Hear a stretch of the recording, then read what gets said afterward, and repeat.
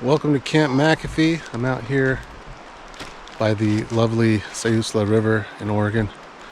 In this video, we're gonna just show you what you can do with an SUV to have like a porch and a nice little setup to make it kind of like an RV experience, just a nice camp, especially in the rain, which I have to deal with in this time of year in Oregon quite a bit.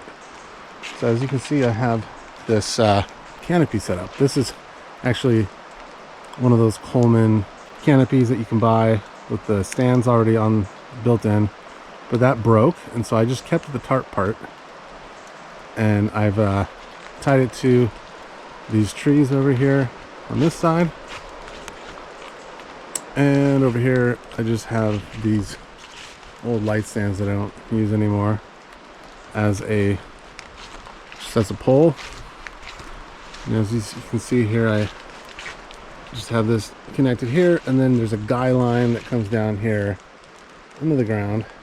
What I realized is I have a couple different kinds of tarps. I have a 10 by 10 tarp that's square, and it's a little bit different than this tarp, because this tarp, rather than being a square, is actually for triangles stitched together, so that makes it kind of like a pyramid.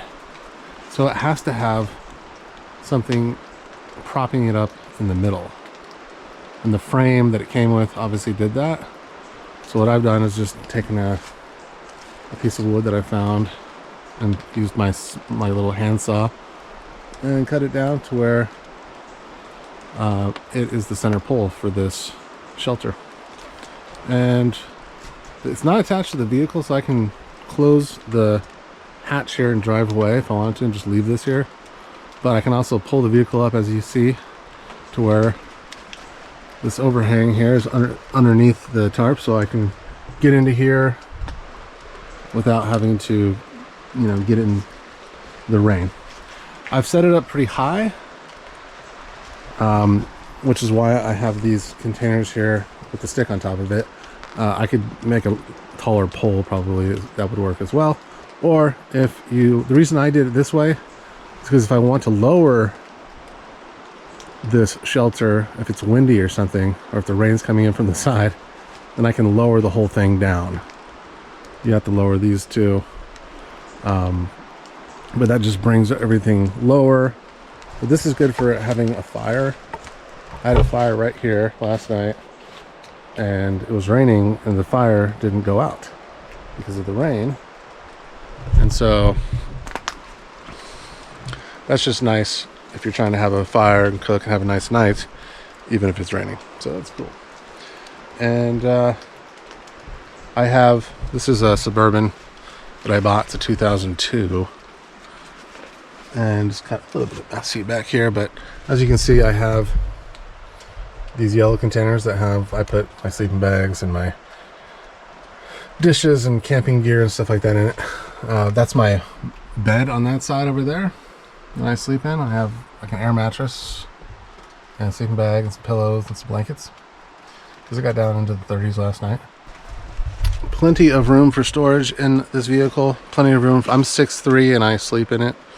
I looked at other SUVs. This is one that works. It's also the reason I got the Suburban is because this is a very reliable vehicle. I read it online, and people are talking about how it's a good bug out vehicle, for example, because the engine and the transmission, many of the parts are compatible with like all of the Chevy and GMC trucks, vans, and other vehicles.